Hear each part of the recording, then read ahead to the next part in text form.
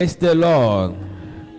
Nous sommes vraiment dans la joie ce soir d'être dans la présence de Dieu à cette étude biblique nommée ou intitulée Transformer la poussière. Est-ce qu'on peut le dire ensemble? Transformer la poussière. Disons-le.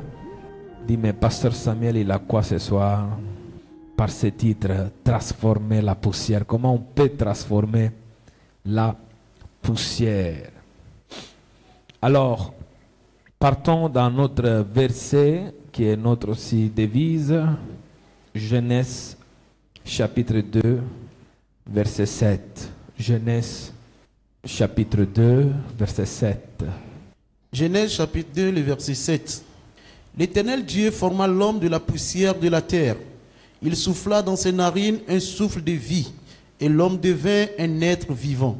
Amen. Amen. Dieu a créé l'univers, tout ce qui est à l'existence aujourd'hui vient et trouve son origine à partir de Dieu lui-même. Dieu lui-même est le premier leader.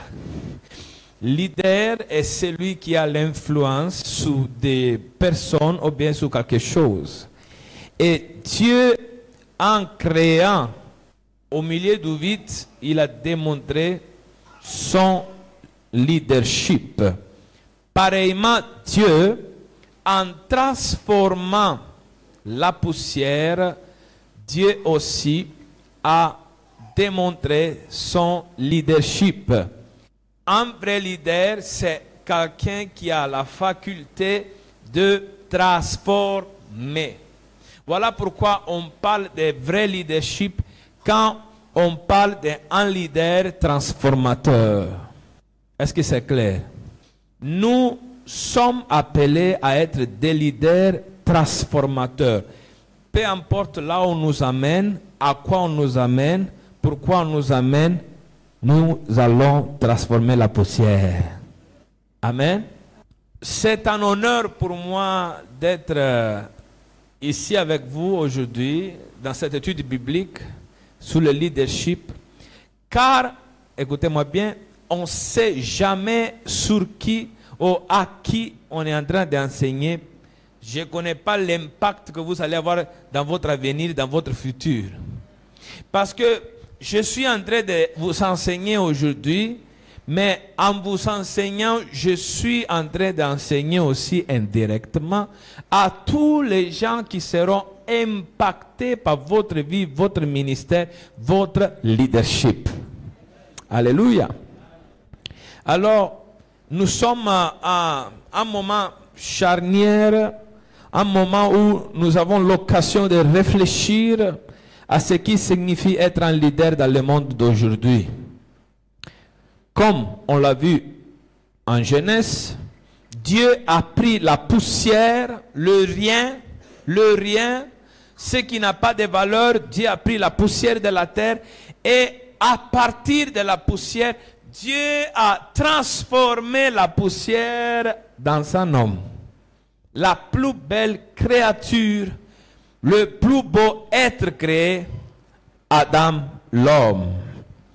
Ces gestes de Dieu, de pouvoir prendre de la poussière et la transfigurer, la métamorphoser à quelque chose de valeur, n'est pas seulement un acte de création, mais c'est un rappel à chacun de nous.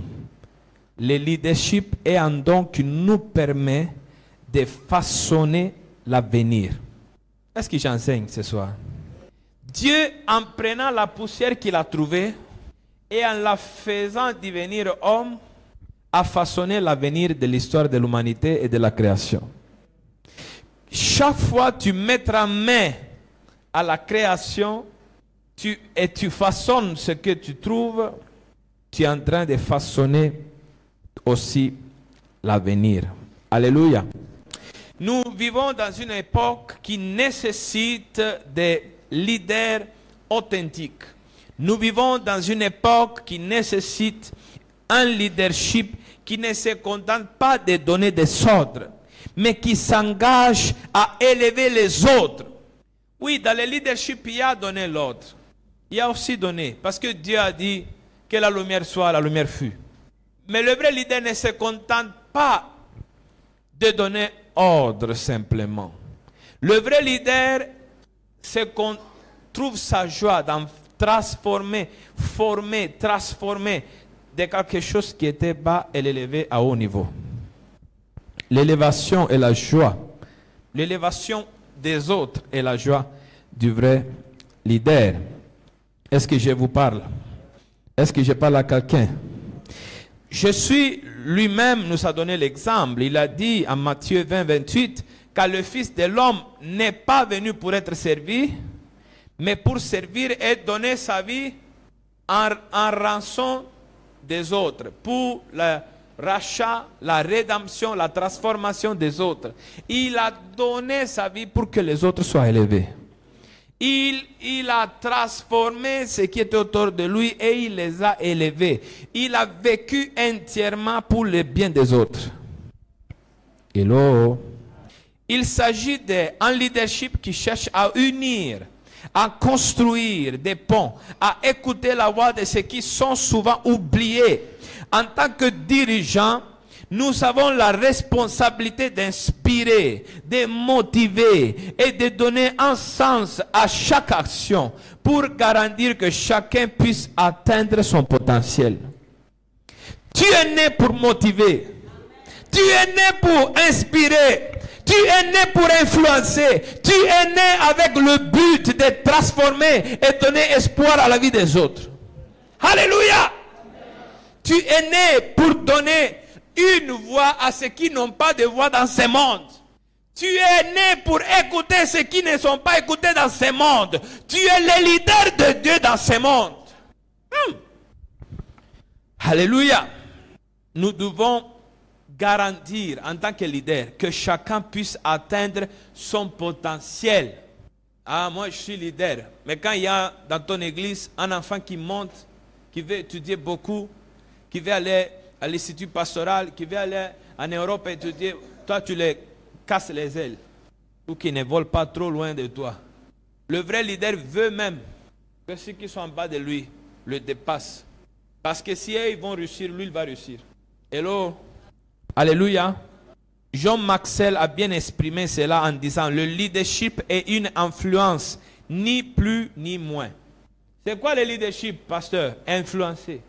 Qu'est-ce que nous on imagine avec le leadership? On imagine des gros titres, de belles chaussures peut-être. On imagine des grands cerveaux. Leader, c'est influencer. En bien ou en mal? Pour l'avenir ou pour la destruction de l'avenir? Mais la leadership, si on va trouver vraiment le jus de leadership. Pasteur, donnez-moi le jus. Si je dois te dire le jus de leadership, c'est influencer. Il y a un expert en leadership qui a étudié. Il va voir si mes enseignements correspondent à son niveau. Alléluia. Mais je sais que par la grâce de Dieu, il sera étonné, impacté encore. Au nom de Jésus. Alors, cette influence ne se mesure pas. Quand Dieu te donne l'influence, le leadership, cette influence ne se mesure pas par le pouvoir ou l'autorité, mais par la capacité à transformer les vies. Ce soir, peut-être, je ferai trop de références personnelles. Mais moi, quand je vous regarde, et je vous ai connu au début, et je vous vois maintenant, je dis Seigneur, merci. C'est ça que le leader veut voir. Pour le leader, une vie gâtée, ce n'est pas un problème, c'est un défi. Pour un leader, une vie gâtée n'est pas un problème, c'est un défi. Alléluia. Cette influence se mesure avec les vies transformées, c'est-à-dire la poussière. Tu peux arriver comme des poussières, mais dans la main d'un bon leader, tu seras homme. Tu peux arriver comme des graines de poussière, mais dans la main d'un bon leader, tu seras une femme.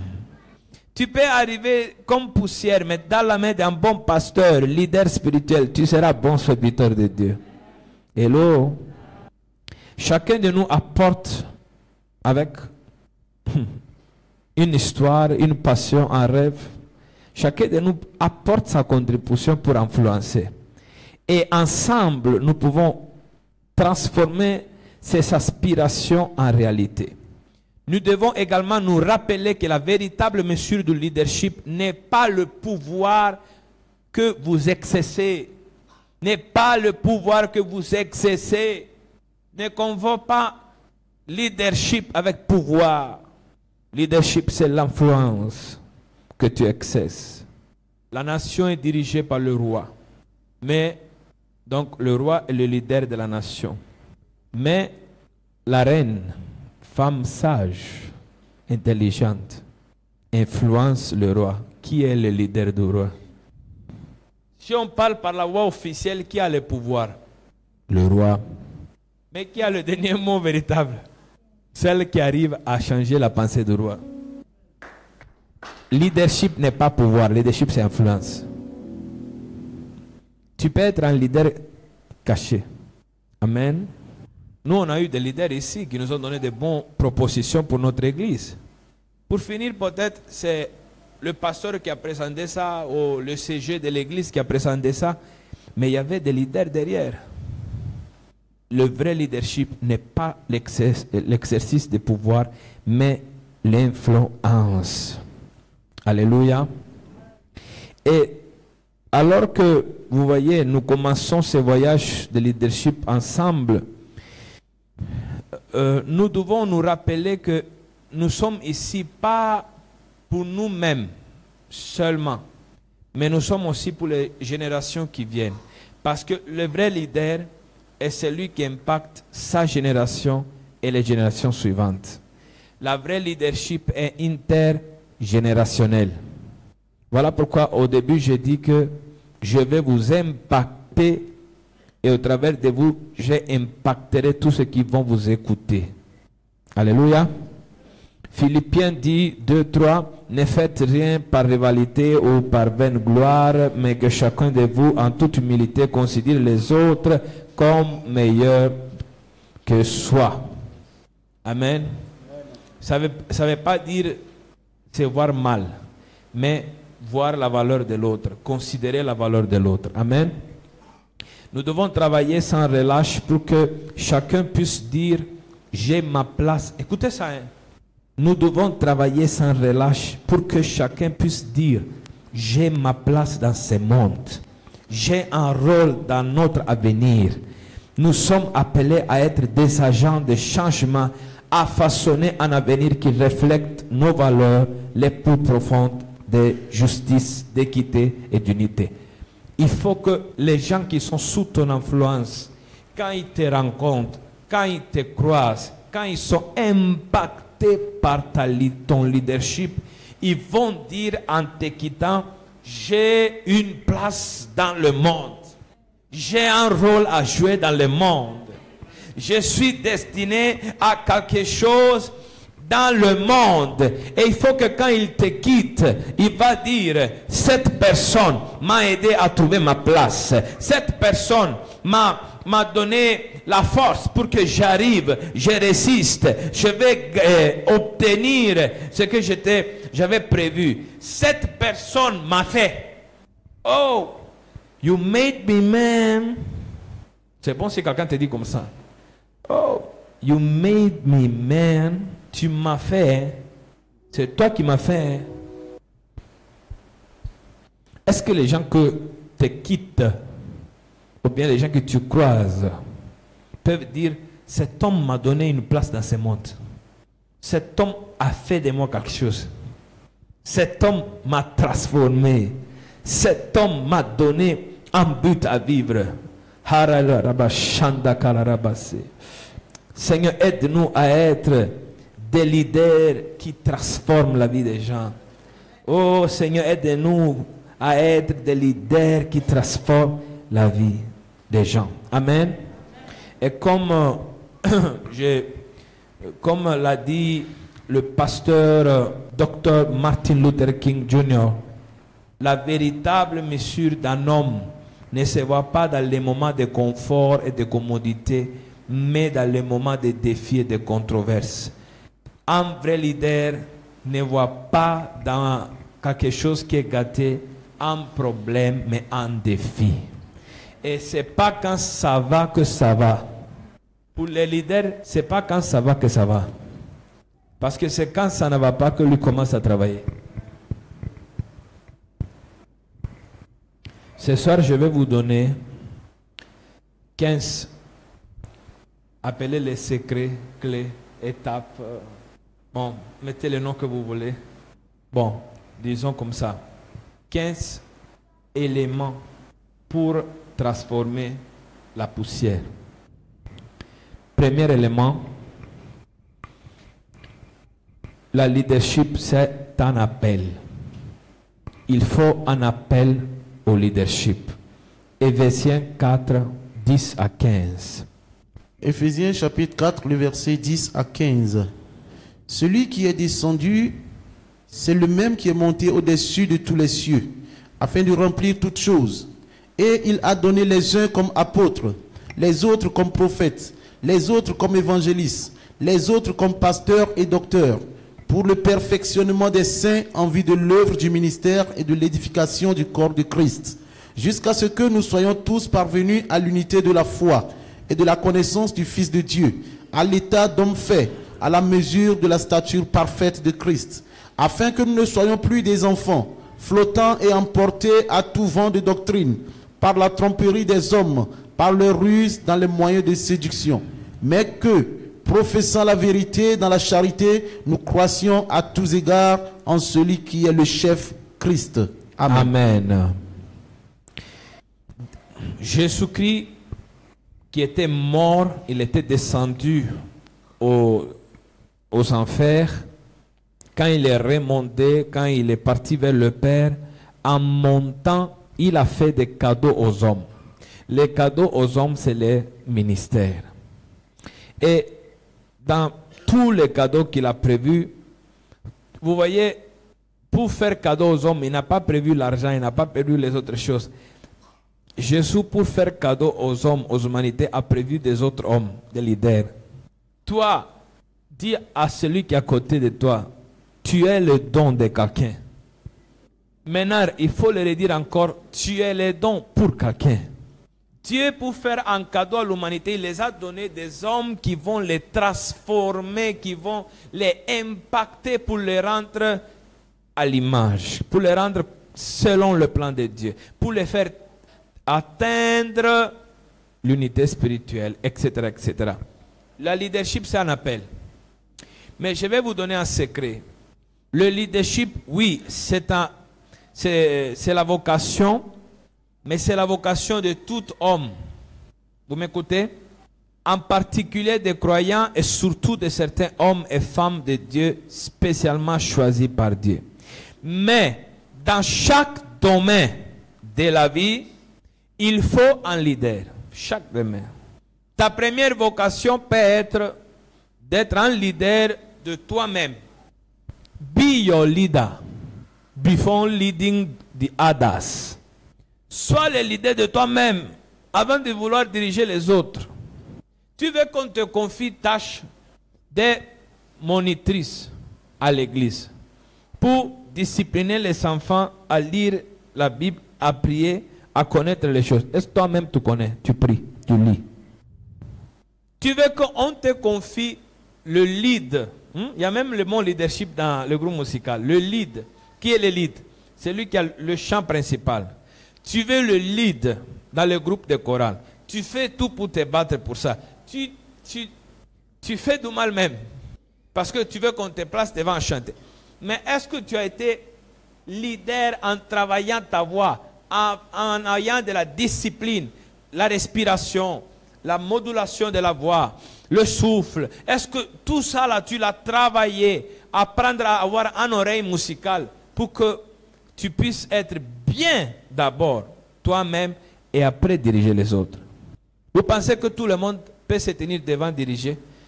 L'homme qui s'est autodiscipliné peut discipliner les autres. Imagine, moi j'ai l'ambition d'être lead. Dimanche même, je vais venir devant, c'est moi qui chante. Donc je vais dire, chante Béni, chante Vévo, tous les autres. Bon, c'est moi. Je ne me suis pas discipliné, je ne suis pas entraîné, je n'ai pas travaillé. J'arrive ici, le musicien touche un accord, moi je suis dans la gamme. C'est vrai, vous attirez l'attention, mais pas vers Christ. Il y a des moments où on est troublé par ce qu'on entend et on voit. Pour que cela n'arrive pas, sois le leader de toi-même. Dis à ton frère, sois le leader de toi-même.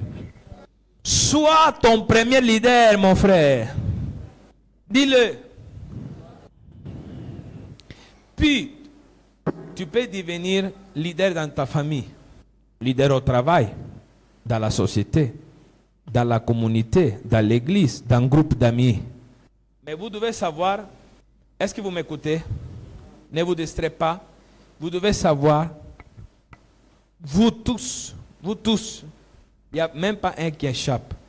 Vous tous, vous avez un camp, un domaine dans votre vie où vous êtes leader.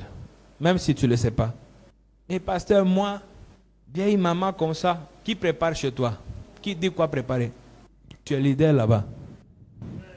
Ah, pasteur, moi là, je ne connais même pas lire français et parler français. Beaucoup même de présidents ne connaissent pas ça et ils sont dirigés des pays. Amen.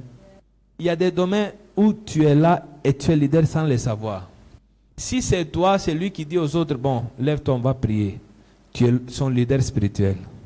Si c'est toi qui dis aux autres, bon, maintenant là, on va balayer la maison. Tu es leader même dans ça. Chacun a un domaine d'influence qu'il exerce.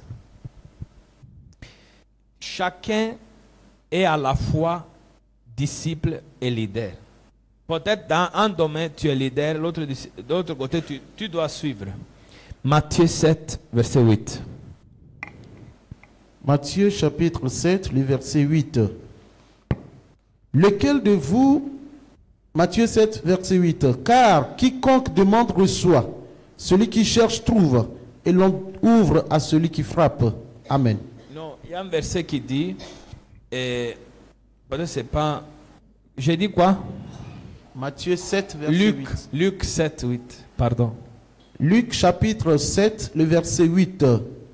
Car moi qui suis soumis à des supérieurs, j'ai des soldats sous mes ordres, et je dis à l'un va, et il va, à l'autre viens, et il vient, et à mon serviteur fais cela, et il le fait. Amen. Il dit quoi? Que lui-même il est soumis à des ordres, mais lui aussi il a des soldats sous ses ordres. Tout le monde est leader dans un moins un domaine de sa vie. Si on est à la maison et on va commencer à faire musique, moi je ne connais pas jouer. Pasteur David connaît jouer. Il est sous mon autorisation, permission, agré du ciel, scellé, accordé spécialement par les anges Gabriel. Il est mon leader dans la musique. Dans ce camp. Après, quand il fait son petit malin et ça termine,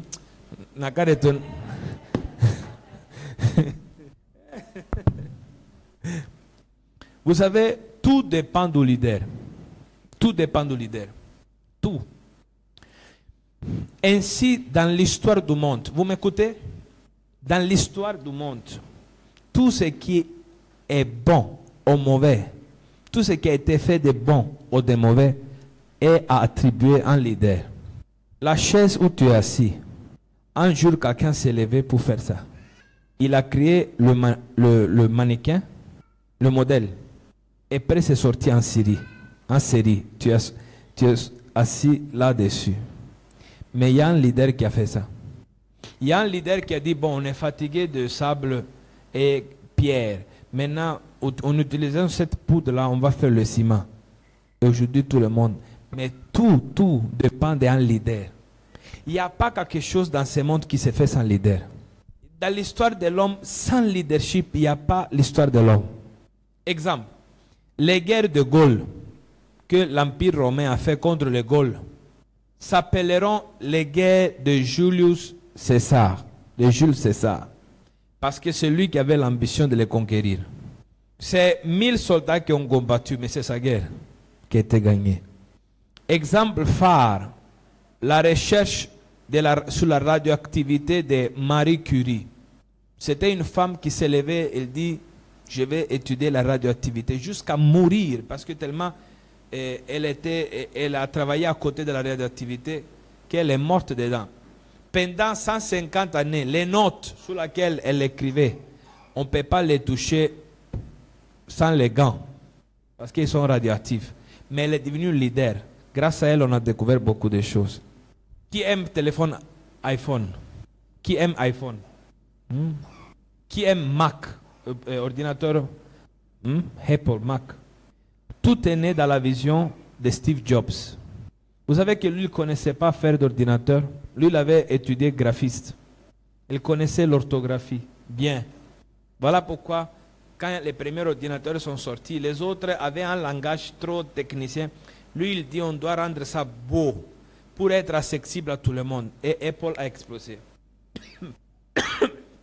Sa compétence avec la bonne vision, entouré par les gens qui ont la compétence technique, a créé une des plus grandes entreprises techno de notre génération.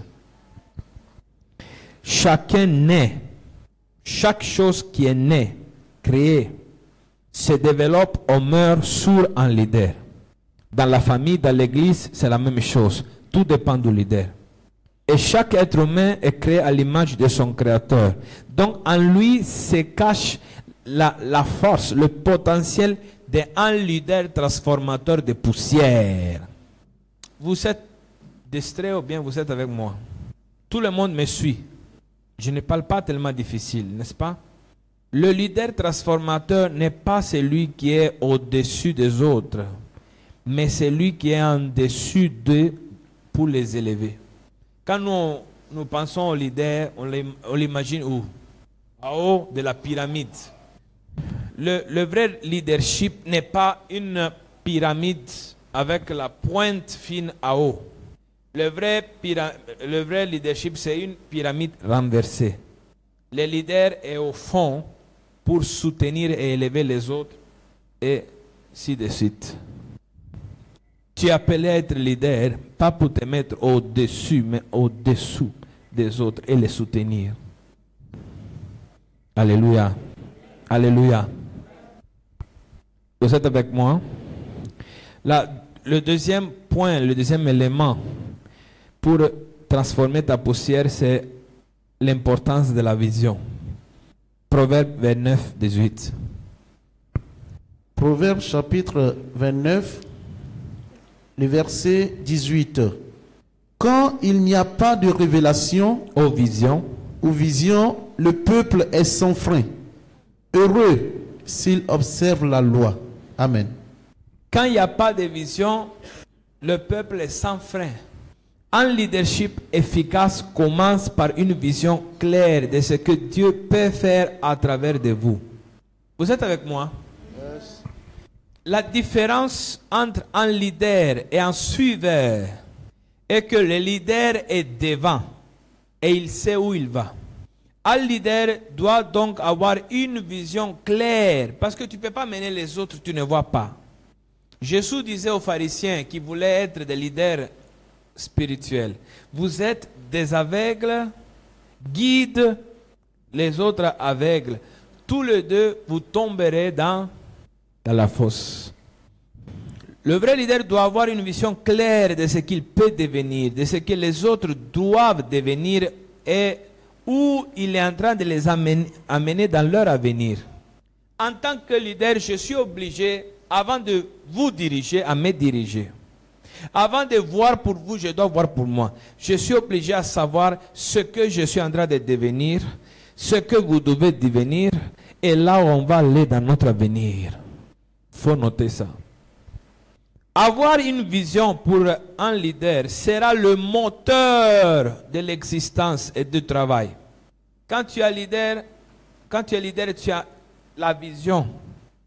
La vision devient le catalyseur de ton énergie. Il est à noter que Dieu a commencé aussi des grands réveils, des grands mouvements, des grands camps de prière par des hommes de Dieu. Comment? Tout en commençant à leur donner une vision. Hello? Qui connaît le papa Mohamed Kalambiri? Lui, il était dans une dénomination et pour le punir, on l'a affecté dans un village. Quand il était au village, au lieu de se décourager, il a cherché la face de Dieu. Et là-bas, Dieu l'a donné la vision du centre d'évangélisation internationale CEU. Le centre que maintenant est dans tout le monde, ça a commencé par la vision d'un homme. Pareillement, l'homme de Dieu Marcelo Tounassi, pareillement, tout nous movions au Togo avec la vision du camp de prière. Toutes les grandes choses, Dieu les a fait d'abord en communiquant une vision à un homme ou à une femme. Il est à noter que Dieu commence aussi par les hommes de Dieu pour les destiner, pour les motiver en leur donnant une vision, mais sans leur montrer les difficultés du chemin. Dieu, quand il te donne la vision, il ne va pas tout te dire. Hein. Sinon, tu vas laisser avant de commencer. Dieu ne va pas tout te dire. Il va te dire, voilà ce que je vais faire de toi. Voilà ce que je vais faire avec toi. C'est là-bas que tu dois aller. Et cette vision devient ton obsession. Elle te motive. Elle te guide. Elle te dérange. Elle te transforme. Elle te enceinte. Tu deviens obsédé par la vision. Quand tu as une vision, peu importe les hauts, les bas, les circonstances de notre vie, vous devez bien connaître la vision de votre vie. Parce que les hauts et les bas pourront venir, les difficultés pourront venir. Aujourd'hui, tu peux avoir dans ton compte bancaire 10 millions. Demain, tu peux avoir seulement dans ta poche 10 000. Mais si tu as une vision, tu ne vas pas laisser, tu ne vas pas laisser, tu ne vas pas laisser, tu vas avancer, tu vas avancer, tu vas avancer parce qu'il y a une vision. Je m'attendais à un amen. Vous pensez que c'est toujours facile, ce n'est pas facile. Mais quand tu as une vision, tu ne peux pas laisser. La vision t'oblige à ne pas laisser. Alléluia. La vision est aussi le langage du Saint-Esprit. Job 33, 15, Joël 2, 18. Quand tu es chrétien, tu es rempli du Saint-Esprit. La vision de ta vie, beaucoup de fois, c'est le langage que le Saint-Esprit utilise pour te parler. Job 33, 15, Joël 2, 18. Job 33, le verset 15. Il parle par des songes, par des visions nocturnes, quand les hommes sont livrés à un profond sommeil, quand ils sont endormis sur leur couche. Amen. Dieu parle par des visions, c'est son langage. Joël 2, 18. Joël chapitre 2, verset 18. L'Éternel est ému de jalousie. Son pays, il épargne son peuple. Amen. Non. Il adviendra que dans les derniers temps, je répandrai mon esprit sur toute chair, vos jeunes auront des visions. Amen. Vous ne pouvez pas, m'écoutez, vous ne pouvez pas diriger sans savoir où vous allez vous-même. Imaginez-vous que je dis, bon, à la fin du culte, attendez-moi à la porte, on va aller quelque part. Le culte se termine, tout s'est bien déroulé. Je viens, je pars devant vous. Je dis, bon, on y va. Vous dites, pasteur, papa, vraiment, on voudra bien te suivre, mais on va où? Et après qu'on a fait 100 mètres, 200 mètres, on est arrivé presque au goudron. Vous me demandez, mais on va où? Je dis, vraiment, je ne sais pas. Vous allez faire quoi? Avec tout l'amour que vous avez pour moi. Leader chrétien, sais-tu où tu vas? Leader chrétien, sais-tu où tu vas? Le leader se mesure par ses dioptries. Qu'est-ce qu'ils ont les dioptries? Hein? Qui porte le lunettes ici? Qui porte le lunettes? Les dioptries sont la capacité que vous avez de voir. On mesure ça, les dioptries. 10 sur 10, etc. Ok? On appelle ça dioptrie. Maintenant, il y a des dioptries physiques. Mais les leaders doivent avoir aussi des bonnes dioptries psychique et spirituel. Le leader voit ce que les autres ne voient pas. Le leader voit aussi ce qui n'est pas là et il le voit avant les autres. Le leader chrétien voit un terrain et il voit une église. Le leader dans business, il voit une situation d'un pays, lui il voit comment il va voir l'argent sortir. Et il va réussir. Je me rappelle un homme qui était riche, obsédé par l'argent, il était un homme d'affaires, il me disait, ok, tu sais, quel est mon secret? Il dit, lequel? Je vois les gens avec la forme de l'argent. Donc lui, quand il fait son commerce, il ne voit pas l'homme, il voit le jet, il voit l'argent. Donc il est motivé. Il n'est pas tellement un grand leader parce que le vrai leader dans ça, il voit l'avenir. Bon, c'est compliqué d'expliquer. Mais exemple, prenons un leader politique, le jeune Thomas Sankara, il était jeune, il avait quelle expérience?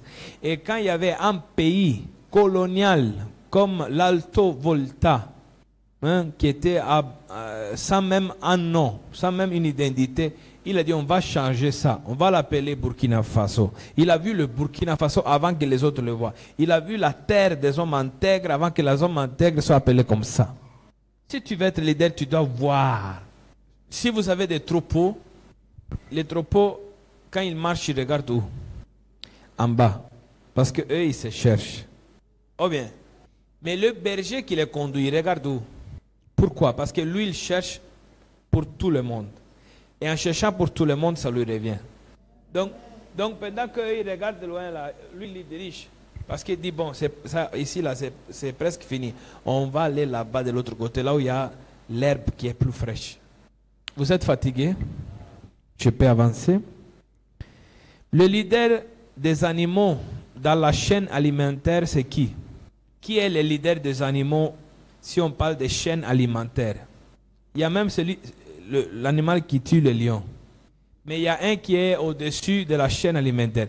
Le lion est le roi de la savane. Le roi, ok? Mais il y a un animal qui est au-dessus de la chaîne d'alimentation. C'est-à-dire que lui, il peut manger tout le monde, mais personne ne le mange. L'aigle, merci beaucoup. Pourquoi il est leader, l'aigle?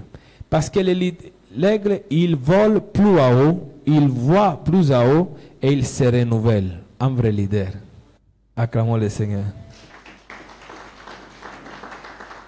Tu dois être l'aigle de Dieu. Tu dois voler plus à haut que les autres. Tu dois voir plus loin que les autres. Tu dois te renouveler. Ces trois choses feront de toi un grand leader. Amen. Le changement commence par une vision claire et un plan d'action. On a la vision. Voilà comment on va accomplir la vision. Voilà pourquoi moi je n'aime pas quand les gens font des propositions sans nous dire comment on va faire la chose. Vision, plan d'action.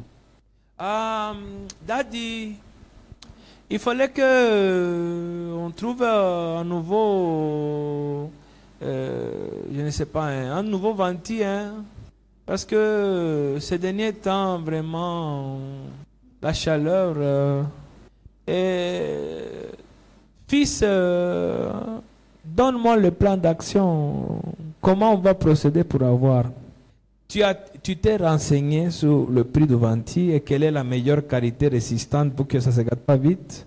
Tu as pris des renseignements avec le comité pour savoir combien on a à la caisse, si on peut faire le dépense. Si tu as fait toutes choses et tu viens me présenter et il y a les possibilités, tam, approved.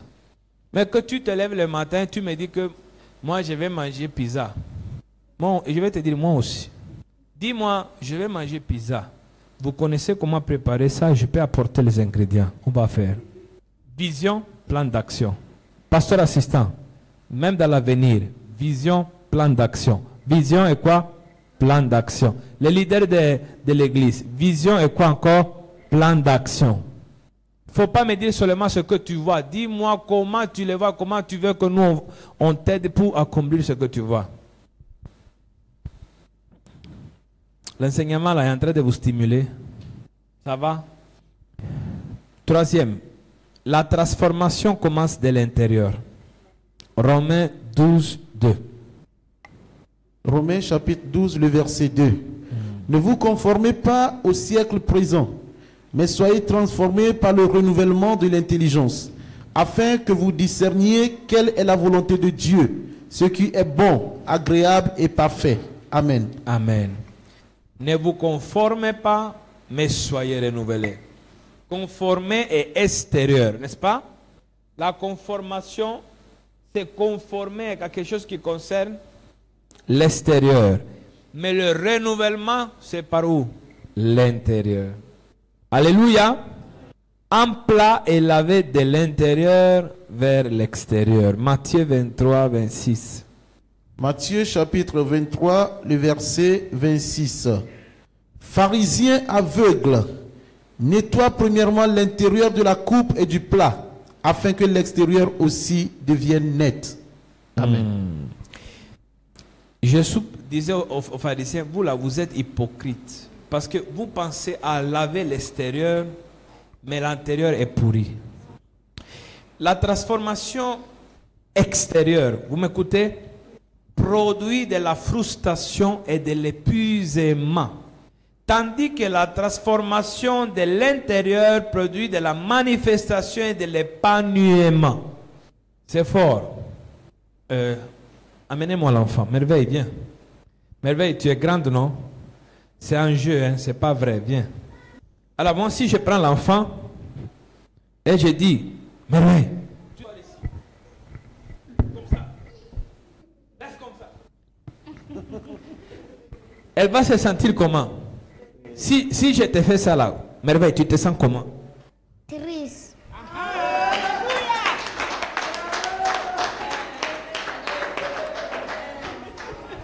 Regardez comment un leader transforme. Chérie, viens. Voilà. Au lieu de te mettre ici, il faut t'asseoir ici. Voilà. Tant que tu es une belle princesse, on met les jambes comme ça, on ferme les jambes. Voilà. Tu restes comme ça. Tu m'attends, hein? Je reviens. Tu m'attends ici? C'est bon? Allez. Maintenant, je te dis comme ça, tu te sens comme ça. Comment? Bien. Acclamons pour notre merveille. Waouh, tu étais très bon. Imaginez-vous, il allait dire autre chose. On allait affecter Pasteur Ali. Alléluia. Mais est-ce que vous avez compris? Vous savez, moi je viens d'une réalité d'église où on nous frustrait tout le temps. Ah, votre jupe là. Mettez la jupe, pas de pantalon. Ah, enlevez les boucles d'oreilles, enlevez ça. Les gens ont été frustrés et épuisés. Beaucoup quittaient l'église. Au lieu de faire ça, nous sommes un royaume royal. Mais on ne s'habille pas comme les autres. On doit démontrer la beauté, la gloire de notre Seigneur. Je vous ai donné envie de vous habiller comme Lady Diana. Le leader doit pousser la transformation intérieure pour voir sa manifestation à l'intérieur. Le leader ne doit jamais imposer la transformation extérieure. Mais faites pousser la graine qu'il y a dans les gens. Oui, c'est vrai, parfois on corrige, on s'énerve, mais le vrai leadership est ça. Alléluia. Il faut travailler pour que l'extérieur commence à rassembler à l'intérieur et non l'inverse. Si tu commences à pousser l'intérieur, l'intérieur transformera l'extérieur. Exemple, Dieu a pris Moïse, il lui a fait formation sous la montagne. Il a fait voir le projet, tout. Quand il est descendu, Moïse a reproduit le tabernacle qu'il avait vu. Dieu a travaillé son intérieur et après lui, il a pris un peuple d'esclaves et par son intérieur a transformé un peuple d'esclaves selon la vision que Dieu lui avait donnée. Est-ce que c'est clair? Il n'a pas dit aux gens, arrangez-vous selon ce que vous imaginez que Dieu veut. Non. D'abord, il a reçu la vision, comment les choses devaient être. Et il a été un homme qui a changé la poussière. Parce qu'il a pris des esclaves, il les a rendus nation des prêtres et sacrificateurs. Moïse a transformé la poussière. Aussi, le roi David a transformé la poussière. Mais l'exemple que je vais vous faire noter, c'est Salomon.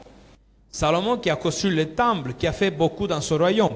Ecclésiaste chapitre 1, verset 16 à 18. Ecclésiaste 2, 4 à 9. Ecclésiaste chapitre 1, le verset 16 à 18. J'ai dit à mon cœur, voici j'ai grandi et surpassé en sagesse tous ceux qui ont dominé avant moi sur Jérusalem. Et mon cœur a vu beaucoup de sagesse et de science.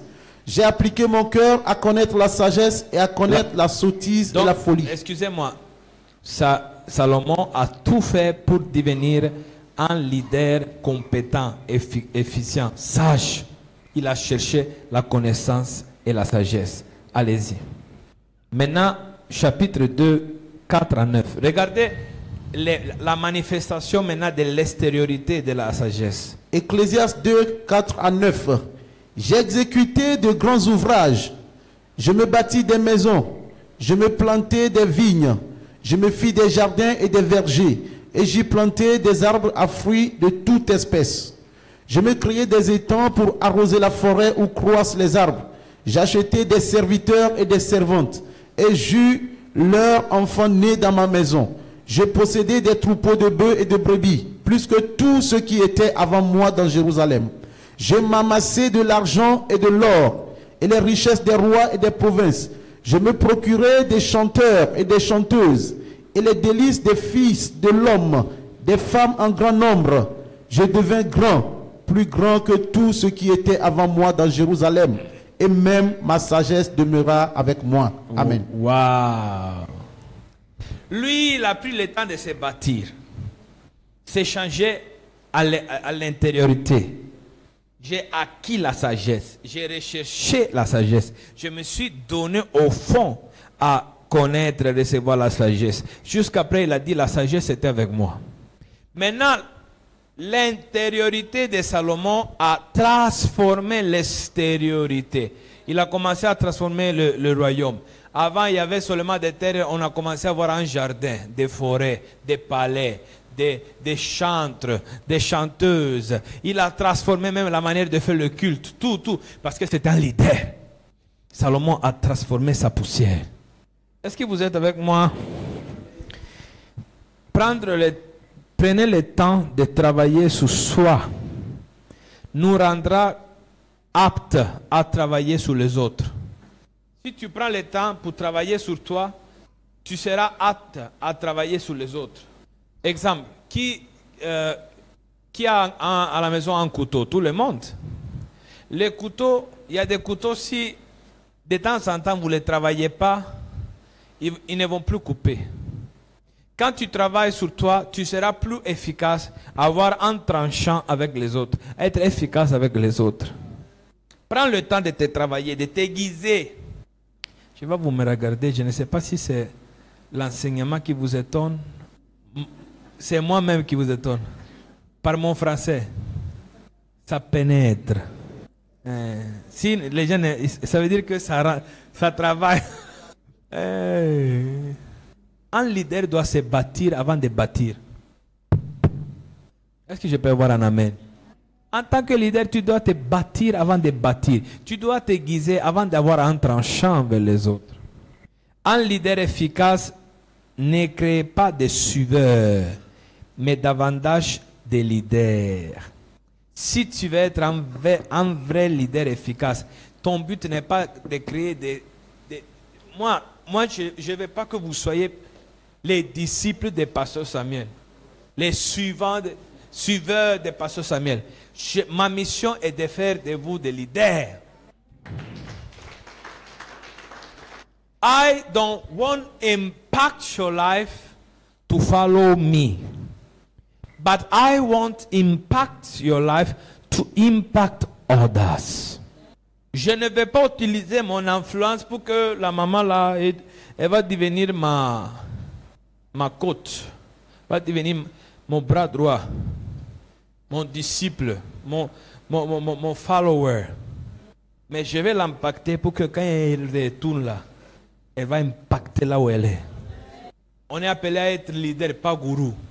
Les gourous cherchent les disciples.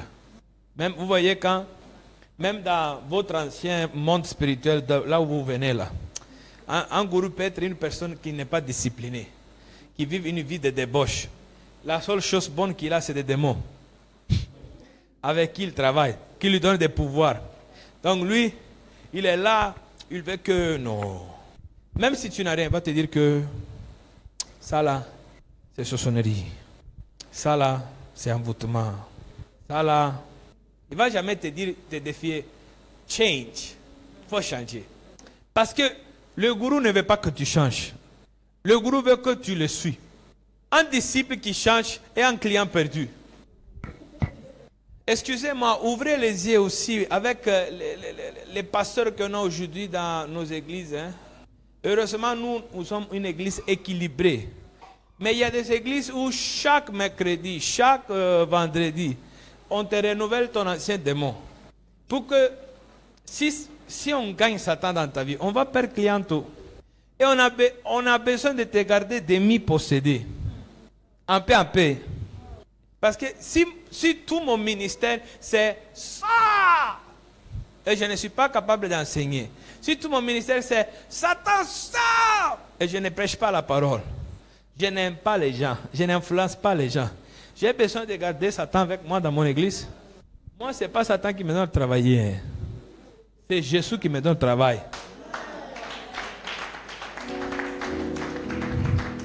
Tu es avec tes démons, on connaît gérer ton cas. Tu viens sans démons, tu es gâté, on connaît gérer ton cas. Tu as besoin d'être boosté, motivé pour aller encore devant, on connaît gérer ton cas. Parce que je travaille par compte de Dieu.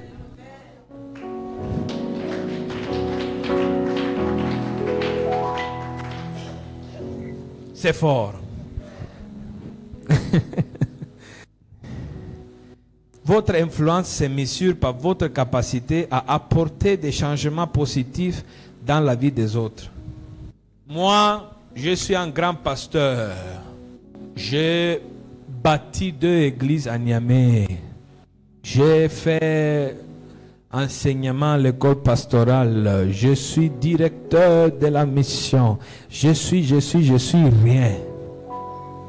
Parce que mon vrai leadership se mesure si un jour, Pasteur Samuel n'est pas là, mais en voyant Pasteur Ali, en voyant mon fils Kosivi, en voyant ma fille Claudia, en voyant Amina, en voyant Diacre, en voyant les autres, ils vont dire qu'il n'est plus là, mais on le voit.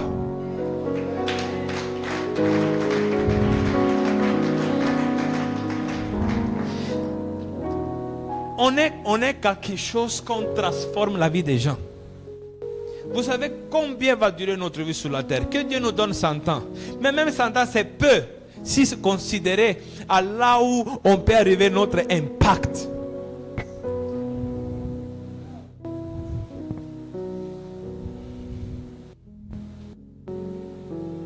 Tout le monde boit la Coca-Cola, n'est-ce pas? Tout le monde boit Coca.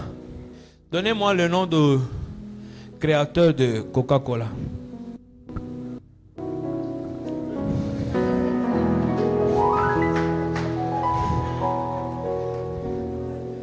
Personne ne le sait. Mais avec quelque chose de plaisir, lui, il a impacté les générations. Mais personne ne le connaît parce que son impact. Si je vous demande qui est Nelson Mandela, qui est Mahatma Gandhi,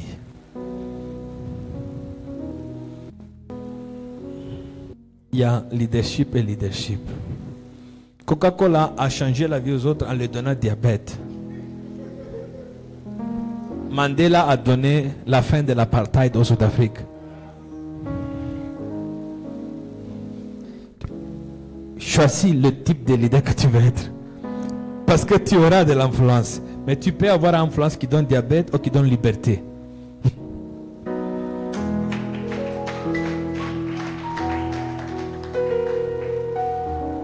Est-ce que vous êtes avec moi? 4.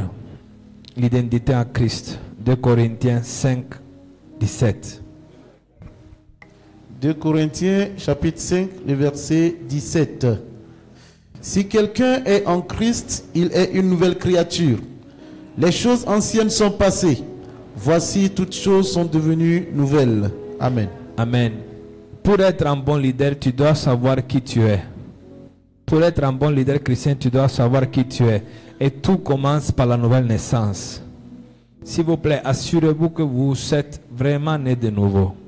Pas seulement baptisé dans l'eau, pas seulement fréquent l'église. Assurez-vous la nouvelle naissance. Assurez-vous que votre esprit est assis dans les lieux célestes en Christ. Assurez-vous que vous êtes conscient de ce que Dieu lui-même vous a donné, il a placé en vous. Parce que quand tu sais qui tu es, tu n'as pas peur de ce que les autres sont. Ça fait quelques jours, on m'a raconté d'un pasteur en Europe, pas ici, que il dit, son assistant a commencé à prêcher mieux de lui. Quand il prêche, il y a le feu. Et avec lui, il n'y a rien. C'est en Europe. Moi, j'ai dit à cette personne qui m'a raconté ça, oh, moi, je suis heureux. Hein. Parce que quand tu sais qui tu es, qu'est-ce que Dieu t'a donné, ça ne me dérange pas. Si demain, le pasteur va prêcher mieux que moi, gloire à Dieu. Mais moi, je suis qui je suis. Je sais que ce que Dieu m'a donné n'est pas petit. Est-ce que je ne peux jamais être jaloux? Je suis confiant de mes choses. C'est comme homme qui est toujours jaloux de sa femme. C'est vrai qu'il ne se fait pas confiance. Ou bien, homme qui toujours a peur que quelqu'un vole sa femme. Ou bien, sa femme va les tromper. Oh. Fais bien ton travail avec ta femme. Elle ne va pas partir loin. Sois confiant de toi-même. Ou bien, hello. La puissance de la parole de Dieu pour transformer la poussière. Psaume 119, 105. Psaume 119, le verset 105. Ta parole est une lampe à mes pieds et une lumière sur mon sentier. Amen. Amen. Chaque leader doit avoir son propre manuel sur lequel baser sa vie. Tu veux un manuel qui va te dire comment être un bon leader? Lis ta Bible. Il doit avoir comme un État une constitution qui devient la loi suprême à laquelle faire appel. Vous savez, vous êtes avec moi? Dans un État, ce qui compte, c'est la constitution. Parce que c'est la loi au-dessus de tout, la loi suprême. La Bible doit devenir la constitution de ton leadership. La loi suprême. Et la parole de Dieu contient tout ce qu'il nous faut, tout ce que nous avons besoin pour la vie et le ministère. Elle contient des principes moraux et spirituels qui nous donnent des limites. Hier, il y a un pasteur Assemblée de Dieu en Italie qui a été arrêté par la police. Il a été arrêté parce qu'il faisait le comptable dans une entreprise de chez nous appartenant à la mafia. Et lui, je sais que je le connais, il n'est pas mauvais. Le gars là, il est bon. Mais sûrement, il s'est laissé, peut-être, il les a aidés dans leurs choses. Pas qu'il a fait, mais il les a aidés. Ça compte comme complicité. Chaque leader doit avoir des principes moraux et spirituels pour dire, je m'arrête à ça. Tu es un leader célibataire. Tu peux draguer une fille. Tu peux essayer de connaître une fille. Mais tu t'arrêtes à ça. Tu es un homme marié qui doit faire des entretiens avec des femmes. Tu ne fais pas ça seul. Et tu suis spirituellement la sœur, mais un peu à distance. Tu t'arrêtes à ça. Ah, la sœur dit qu'il veut venir à la maison pour prier avec moi. On prie à la maison et moi je reste chez moi. Je t'appelle. Les bizarres prières de minuit que vous faites là. On sait que c'est excuse pour draguer sans draguer. Ah, vraiment, je suis en train de recevoir une parole. Dieu est en train de t'amener dans une nouvelle saison de ta vie. La saison du mariage s'approche. Ah, non. Tu es proche vraiment. Hein? Menteur! Sous l'emprise du Saint-Esprit. Menteur!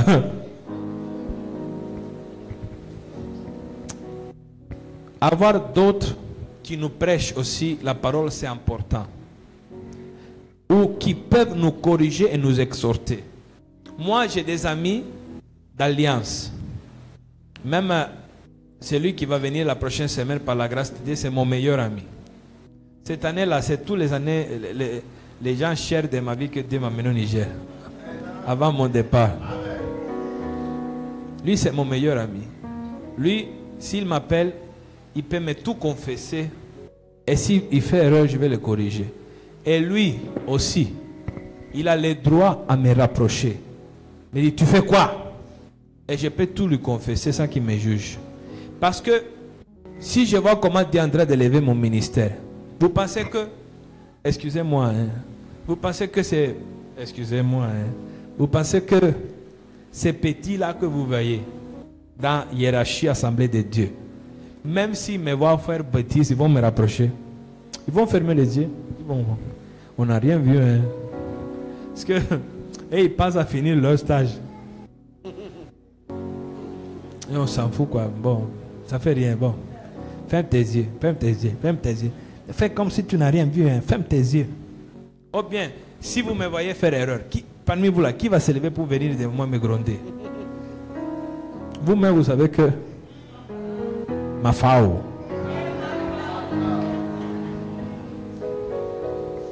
Mais dans ta vie, peu importe ton élévation, garde toujours des gens de confiance qui peuvent te dire les choses, les 4 vérités.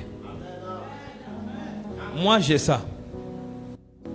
Quand je déconne un peu, c'est moi-même qui pars me confesser. Moi-même qui me livre. Quand ça chauffe, quand ça ne va pas, je sais que ça là, moi-même je me confesse. Et voilà. Est-ce que tu penses, la personne va me gronder et il a le droit à le faire, je l'ai autorisé. Donc, si dans ta maison, ta fille, ta petite sœur ne peut pas te corriger, cherche une grande sœur qui va te dire les 4 vérités.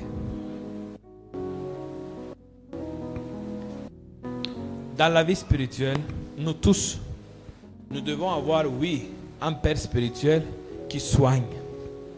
Mais nous tous, nous devons avoir un mentor qui nous coach. Ça là, c'est pas bon. Tu peux faire mieux. Ça là, c'est pas bon. Parfois, les pères et les maîtres doivent faire aussi un peu le menteur pour régler des choses. Hein. Mais demain, il n'aura pas peut-être ton père spirituel à côté de toi. Parce que tu seras fils, mais en même temps, tu vas devenir père quelque part. Entoure-toi des menteurs qui vont te dire, hé, petit, ce que tu as fait là, c'est pas bon. J'espère que vous me suivez. Acclamez le Seigneur.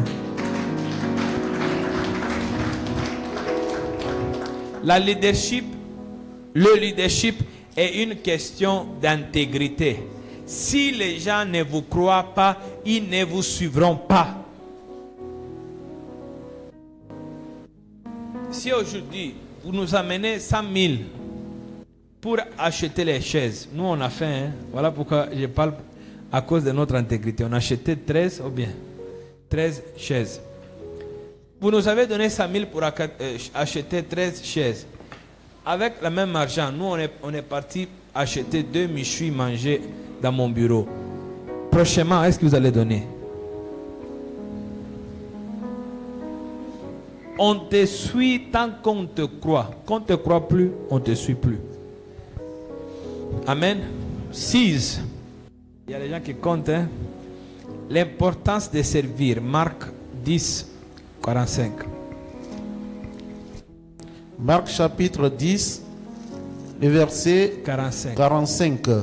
C'est le Car le Fils de l'homme est venu non pour être servi, mais pour servir et donner sa vie comme la rançon de plusieurs. Amen. Le sixième élément, c'est l'importance de servir. Le Fils de l'homme n'est pas venu pour Être servi. 5 était la puissance de la parole qu'on vient de lire. On a parlé de la puissance de la parole. Le 4 était identité en Christ. Le 6, c'est l'importance de servir. C'est clair maintenant?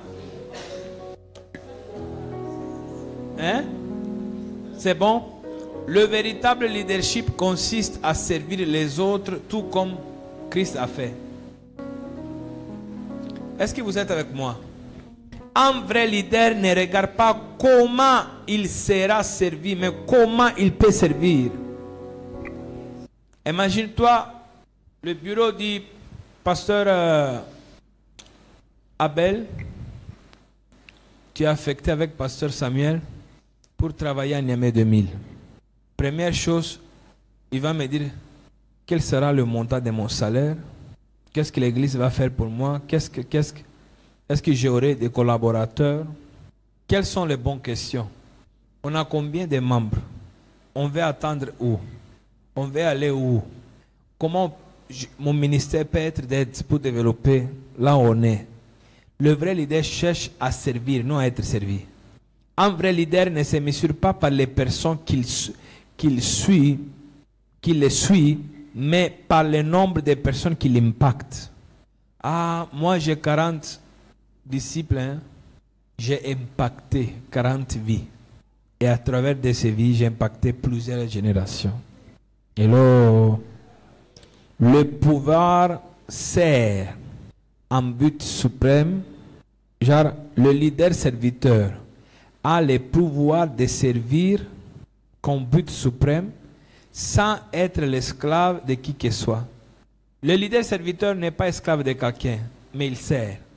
Est-ce que Jésus était esclave? Mais il a dit qu'il est venu servir. Aussi, qu'est-ce que laissez-vous après votre passage? Est-ce que la poussière qu'on t'a confiée, tu as transformé ça en homme? Hello? Responsable des enfants. Est-ce que la poussière qu'on vous a donnée, là, Dieu vous a confié de la poussière, vous l'avez transformée en homme? Les pasteurs assistants de l'annexe, nouvelle vie, la poussière qu'on vous a donnée là, est-ce que vous l'avez transformée en homme? Responsable des jeunes, est-ce que la poussière que tu as là, tu l'as transformée en homme? Président des femmes, la poussière que vous avez là, est-ce que vous l'avez transformée en femme? Les mamans qui s'occupent du nettoyage de l'église, la poussière que vous avez là, est-ce que vous l'avez transformée en sanctuaire pour la gloire de Dieu? Le vrai leader, ce n'est pas important ce qu'on te confie, mais qu'est-ce que tu laisses quand tu pars? Ah ben, les conditions sont difficiles, le pays même embrouillé, c'est difficile. J'espère que je ne vais jamais parler comme ça, hein, même quand je vais partir là-bas. Mais écoutez-moi bien. Qu'est-ce qu'on t'a laissé? Qu'est-ce que tu as fait de ce qu'on t'a donné? On t'a donné une tâche. Département média, département saisie, département saisie. Est-ce que tu as su transformer la poussière qu'on t'avait confiée dans une belle créature comme Adam était, à l'image de Dieu? De la poussière à l'image de Dieu. De la poussière à l'image de Dieu. Peut-il devenir poussière, image de Dieu? Oui, avec un bon leader. Là où on t'a mené, as-tu changé la poussière à l'image de Dieu? Alléluia. Gloire à Dieu. Le leadership est l'art de faire quelque chose à quelqu'un parce qu'il a envie de le faire. Pas parce que tu dois le faire, c'est moi qui te l'ai dit. Mais quand tu donnes une vision, quand tu motives, quand tu influences, le leadership est l'art de faire quelque chose à quelqu'un parce qu'il a envie de faire. Nous ne pouvons pas changer les gens, mais nous pouvons les inciter à changer. Vous êtes fatigué? Je peux m'arrêter si vous voulez. 7. Créer des relations authentiques dans votre leadership. Jean 15, 12, 13. Jean chapitre 15, les versets 12 à 13. C'est ici mon commandement. Aimez-vous les uns les autres comme je vous ai aimé. Il n'y a pas de plus grand amour que de donner sa vie pour ses amis. Vous êtes mes amis si vous faites ce que je vous commande. Verset 15. Je ne vous appelle plus serviteur parce que le serviteur ne sait pas ce que fait son maître, mais je vous ai appelé ami. Amen. Parce que... Amen. Amen. Dans le leadership véritable, il faut un amour véritable. L'amour doit être au cœur du leadership. Tu dois aimer les gens que tu veux influencer. Tu dois aimer le coin que tu veux influencer. Tu dois aimer les gens qui sont avec toi, qui te collaborent dans ta leadership. Peut-être, bon, je suis sûr de moi-même. Peut-être si vous appelez les pasteurs assistants un par un, vous pouvez leur demander, est-ce que tu te sens aimé par ton responsable? S'il te dit non, il a menti. Parce qu'ils savent et ils voient l'amour. Ils ressentent l'amour. Quand il y a l'amour, même vous les membres, vous savez, si un pasteur vous aime ou ne vous aime pas, n'est-ce pas? Vous sentez s'il vous aime. Parce que même s'il ne t'appelle pas chaque jour, la manière dont vous vous saluez, la manière où il s'intéresse à toi, beaucoup de choses, ça démontre l'amour. Alors, le leadership véritable a besoin de l'amour véritable. Écoutez-moi bien. Tant que quelque chose est aimé, il ne se flétrira pas. C'est clair? C'est un bon français. Tant que quelque chose est aimé, il ne se flétrit pas. Un leader qui aime son travail ne se flétrit pas. Le travail. Un leader qui aime son église, l'église ne se flétrit pas. Un leader qui aime sa femme ne se flétrit pas. Un leader qui aime ses enfants ne se flétrissent pas. Imaginez-vous, tu as pris une... Je peux vous raconter beaucoup de cas que j'ai gérés. Mais je vous laisse à votre imagination. Imaginez-vous, un jeune homme prend en mariage une belle femme. Avec une belle peau, bien entretenue, bien habillée, bien parfumée. Joyeuse, contente, toujours souriante, avec un beau sourire. Et vous allez voir, après 6 mois de mariage, la même femme, pâle, sans joie dans les yeux, sans joie de vivre, sans émotion, différent dans son corps. Qu'est-ce que vous allez penser? Qu'elle souffre dans son mariage. Parce que la femme, c'est comme une fleur. Si on l'aime, elle va fleurir. Si on ne l'aime pas, elle va flétrir. Les enfants aussi, c'est des petites plantes. Si on les aime, les relations d'un leader aussi doivent nécessairement être authentiques car elles sont proactives et missionnaires. Je m'explique. J'ai des amis, mais j'ai des amis qui sont amis de destinée. Si on n'a pas le même but, je ne te vois pas dans ma vie. Et les relations doivent être authentiques parce que un leader influence, un leader traite en matière de destinée. Il ne peut pas s'entourer d'hypocrites. Tant qu'on a une vision commune, on a une démarche commune. Quand ta vision est différente que la mienne, on se sépare. Acte 13, 2. Écoutez bien cet exemple, écoutez-le bien.